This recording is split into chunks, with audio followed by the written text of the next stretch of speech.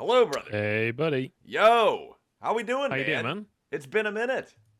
It has been a hot minute. So we are live. We're having a good time.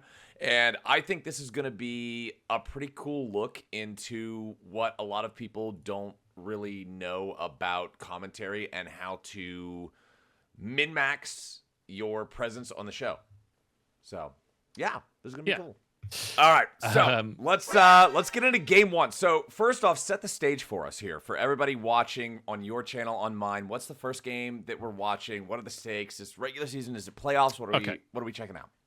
So there's two VODs today. One of them later will be a studio broadcast. This is a broadcast from LPL lower bracket final. The split just gone. So this is the most recent game that I cast. Okay. This is casting with Lyric, who I know you are familiar with. Yeah, my friend, the Great Sage of the Mountain. Yeah. The Great Sage of the Mountain, indeed. This is game number 4. This is the final game of the series. Obviously, we don't know that as casters at the time. Right, yeah. It's JDG versus Top Esports. Top Esports were coming in as the favorite. I believe they already beat JDG in this bracket 3-0. So JDG having a game is already an improvement on the previous version of this matchup. And this is going into game 4. So the winner of this not only makes it to finals to face BLG, they also qualify for MSI. So this is the opportunity for Top Esports to qualify to go play huge. MSI. Yeah. All right, the fans are pumped. They're ready to go. Yeah, big time. Chayo is a fucking sick. Oh, for sure. He's going to be going down there, 369 still level 1, still not a single CS. And Kanavi threatening a dive now on the bottom side. Ghost going to be popped by 369, has the W to buffer a lot of the damage, and CC missing. Walks away with his life, the Ruler gets chunked by the tower, but it's enough for first blood. Yeah, so sure the energy management was really good there because I felt the fact that you brought it up to be able to deal with the fact that, oh yeah, they're making the dive, this is going to be the first blood, this is most likely going to be that, but it didn't go so far that you were like over-indexing on what was pretty obviously going to be a guaranteed play. So good energy management on that one. I like that a lot. Hell yeah, brother. Worth mentioning as well, harder matchups. there's obviously quite a delay. So 369 now commits his TP. Will he survive though? The stun doesn't land from Kanavi, and actually he's locked a Ruler into the tower. The tower shot not quite enough. But it was damn close. Now the redive. Once again, Kanavi tanking up here. 369 gonna die for a second time as Kanavi gets the die under this tower. And I think you could have gone bigger there. Yeah. Yeah. Yeah, I agree. Because that was really cool. Like, that moment was really fucking cool. And you peaked at, like, a 5. I think that was, like, a 7. Objectively. Yeah, I agree with that.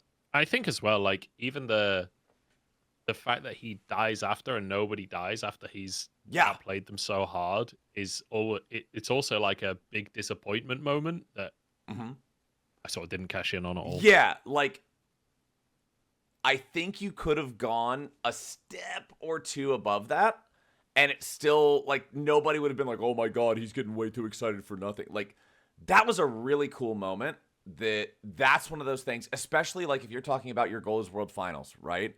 When you think about World Finals, when you think about the biggest games in League of Legends, so much of the biggest games is making sure that you are giving the celebration, the excitement, the hype towards the moments that deserve them. That's one of your angles right there. That moment should not have been a 5, I don't think. I think that should have been a 7. Oh, this is cheap. Just waits. In the brush as well. Dive straight onto Kanavi there. Red Bull taking away. And I mean, he tries to hit the wall. The worst flash. What a great read, though. By TN, though, honestly, right? Because the top lane Scuttle Crab kind of... I think you should have been more critical of the flash. That was actually just boosted as fuck. Yeah. Like, I mean, obviously you shouldn't call it that on air, right? But I think you should have been like a real blunder of a flash. You absolutely should have called it a blunder. Like, because especially when we're watching the replay, you can see Xin Zhao's animation start. Like, the character is moving his spear up. He is executing the attack animation. As he does that, Viego is flashing. That is just like, he literally played badly. So I would say, man, you know, like lean into that. Yeah. Lean into like, man, Kanavi feeling the pressure here in the elimination game for JDG, flashing into what was a certain death. He's going to want that one back, right? Like just leaning into the fact that is, because again, so much of the reason why people get invested in pro play is because they are seeing the epitome of what it looks like to play this game that they also all love and play, right? And so everybody that has ever played League of Legends for any amount of time has fucked up a flash before because they got nervous that they were about to die. I think you could have leaned into that more. 369 in trouble. Buffers a lot there with the W. The railgun comes through. Mako TPs into the play, denying the dive onto 369 and denying all of this investment from JDG on the top side. And 1 ult for 2 when we're about to have. So that was, I think you handled that well overall. My biggest point of feedback there would actually be for Lyric. He needed to hand you the ball faster. Yeah. Like, because there is shit going on, and he was still talking about random stuff. And it's like, no, you have to hand the ball off faster. So, Lyric, if you're watching this, you probably aren't. But if you're watching this, you should hand off the ball a little bit faster. Just a little bit there. Give him like an extra second. Hell yeah.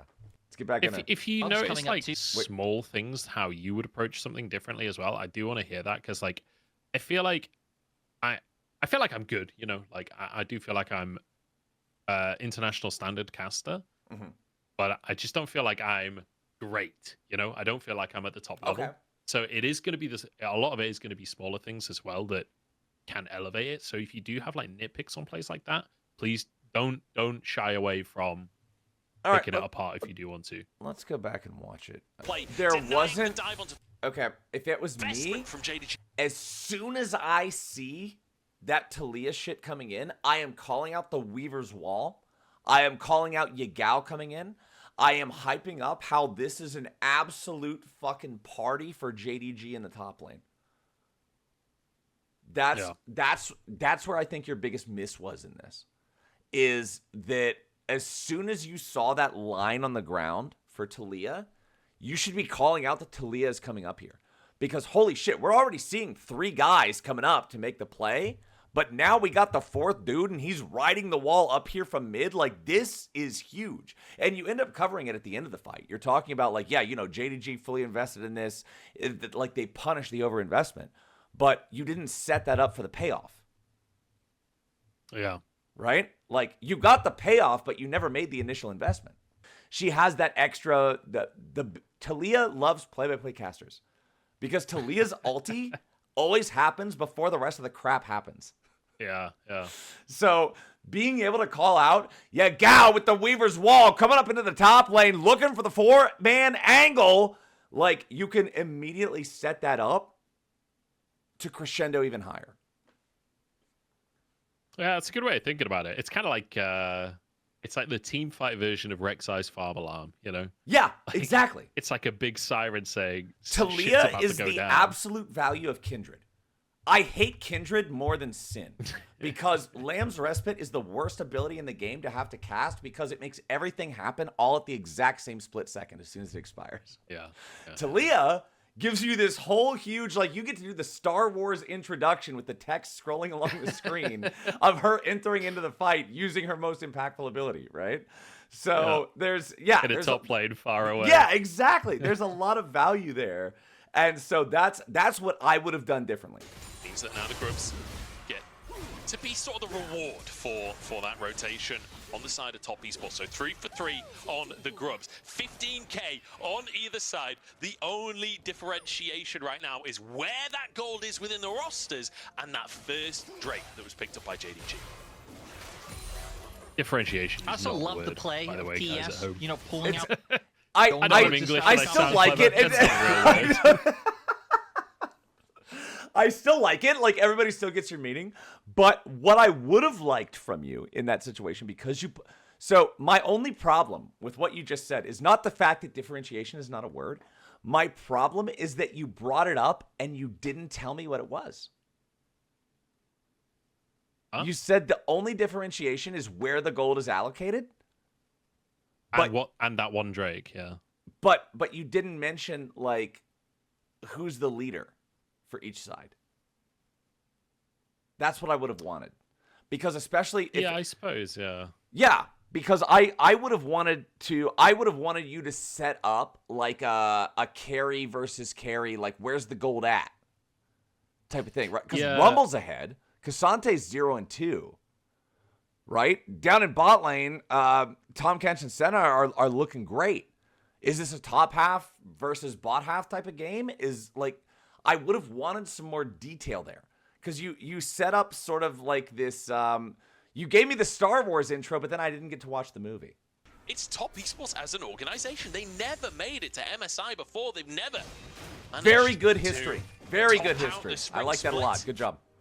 And you know, we've only recently had. You are setting the stakes. Cream is caught by yet another arrow. That cooldown is so short. But I really like the fact that you were taking the opportunity during the downtime to set the stage for why they are playing this game. Like, why does this matter so much? Why are we excited for Top Esports? That was really good. Really good. Big fan of that.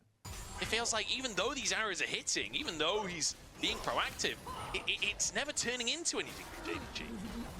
No, it's like they almost don't have enough pieces in play for I think them to right ever there, really be able to I convert like into what you're bringing up. I like the fact that you're mentioning that the arrows, they might be hitting, but they're not accomplishing what they want to accomplish. I think the min-max on this is you parlay that into asking Lyric, what is the win con? Because obviously, like, you're leaving the table open. You're not committing any sort of sin here. You're not making a mistake in terms of just, like, doing something objectively wrong. But you could be doing something better and sharper by invoking his knowledge to say, so how do they win? They're a pick comp. You guys have already talked about the fact that they're a pick comp. They're a pick comp, and the picks aren't working. So what do we need to see here from JDG to stay alive and take it to a fifth and final game? Because we always, like, as commentators, you always want to set up the guy next to you. And I'm not saying this as much to you as I am to, like, the people watching in our two chats. As a commentator, you always want to set up the guy next to you for success, right? So since Lyric is obviously going to be looking at the compositions and looking at win conditions, we want to enable him to be able to say those. And I think that this was a prime moment that you could have asked him a direct face-to-face question and just been like, hey, this isn't working. What do they need to do? Yeah. And I think I that agree. would I have think made it's a good break point to do that as well. Like, it's 20 minutes in the game. Nothing's happening on the screen right now. Yeah. It's a good moment to reconsider win cons. That's one of the biggest things that I always try to do, like, because, you know, I've been casting with Azale and Kobe for fucking, 8 years now or something stupid. It's ridiculous. But that's always something that I try to do, is go back and set them up and just be like, okay, Kobe, you were saying that in this game, Dignitas needs to get picks. Well, they've been getting picks and they don't work. So what's the sauce for Dignitas now? Like, if picks aren't working for the pick comp, then how are we going to win? Right? Like, it's one of those things that I think is just, again, it's not a mistake, but it's a min-max. Yeah. Yeah, I agree. Missing now, getting a little bit of damage down, but the Honey Fruit pretty much answers it, and missing suddenly is the target. Instead, Equalizer comes on through, though. Jaculov getting absolutely chunked, and Mako has to eat him up early on in the play. 369, though, soaks the arrow, gets his team out of dodge. Again, really nice equalizer placement coming from Vladre. I think it's kind of a nice change of pace when it... One of the things that I would have mentioned there, so, like, if we look at the ultimate indicators, Flandre ulti down, Yagao ulti down, Ruler ulti down, Missing ulti down, like Cream ulti down, Mako ulti down. That was actually a massive amount of resources spent on a giant boner flop. Like, nobody did anything. But they all spent resources to make sure the other side couldn't do it. I think that's the min-max I would have made there, is talking about how much just got used for no kills. That's what I would have changed there, is I would have made a point to mention, wow, so much spent from both sides. Rumble ulti, Talia ulti, Kalista ulti, Ashe ulti, all used from JDG, Top Esports, even committing the Spirit Rush we saw from Cream, Mako using the Devour. Nobody is dead despite 7 ultimates being cast, right? Like, really, because also we're working towards, if we look at the point of the game that we're at, it is 21 minutes into the game. That's massive. If 7 ults get spent for no kills, this actually changes how the next couple of minutes get played. So that's the min-max I would have made. Okay, he was trying to get out of there, but then he did just kind of start the fight instead of running away. He could have moved over towards Rumble. I Or it think really you has guys start. should have, like, not in the realm of like Flame. I think you guys should have been more hostile towards Kanavi in that play. I think you guys should have been more judgmental about that play. Because that play was fucking bad. It's also the second big flub from Kanavi this game, because he was the fail flash earlier. Right, yeah. Like, this is a go to MSI or sit on the couch series for JDG, and Kanavi is doing 2 o'clock in the morning solo queue shit. like, why are you doing this, bro? Like, again, I'm never going to suggest that someone should be like, wow, Kanavi is dog piss or something like that. But just be like, man, Kanavi is not making the right decisions. Like, really just hammering home the fact that, hey, man, you better wise up. It's 11:59 on the clock right now. Like, you got to play better than this. This is not it. Though the way that I always express it is criticize the play, not the player. Right? That's one of the things that comes up in conversations a lot. There was the infamous play that came up back in NA a couple of years ago during Freaks last year, where Freak was like, fudge, you idiot, like look at the summoner spells or something, right?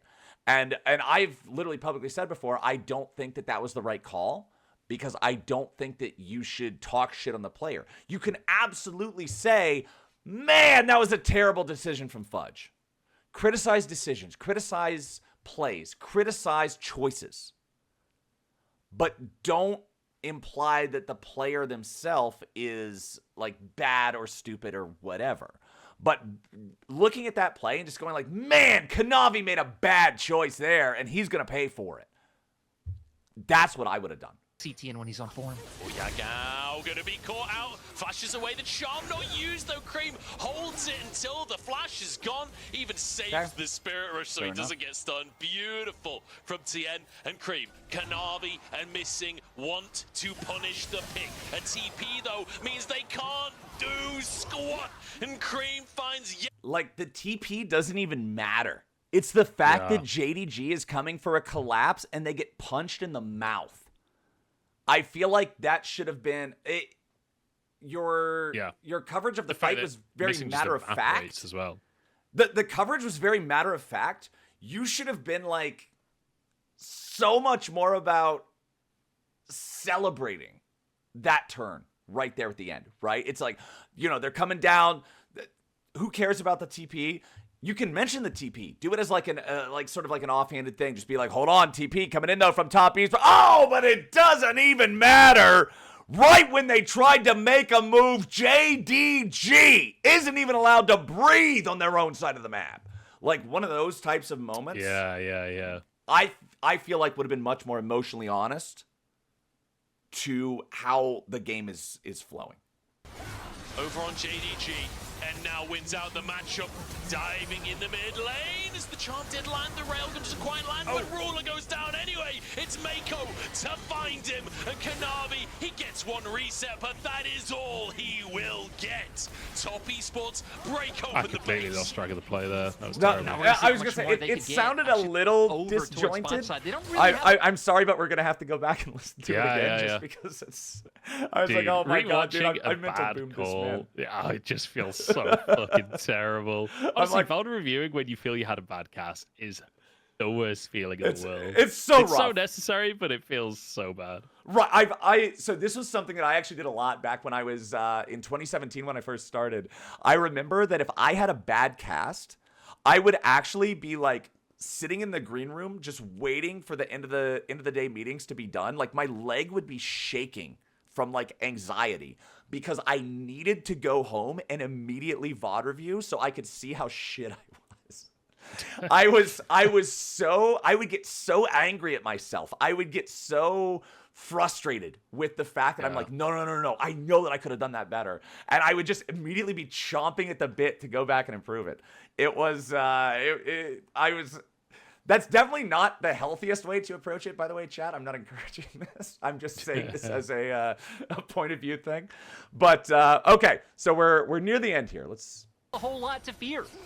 I do think there's an extent to which you do need to have that kind of obsession, though, just coming out the bat. To be the best at anything, right? Oh, you do. Jaculum 5-0 and 11, setting up that previous pick as well. Having a statement game, not even on a traditional carry. He's been lane dominant all year and brings out the center in game 4 and looks phenomenal on the P.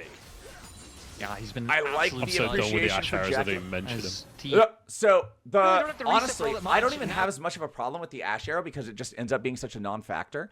But while you're praising Jackie, you know the extra thing that I would have thrown in that I think also ties the higher level narrative into the lower level narrative of the current game? Mm-hmm. I have not heard either one of you guys mention so far that Senna and Tom are both deathless. Yeah. Jackie and Mako have not suffered a single death.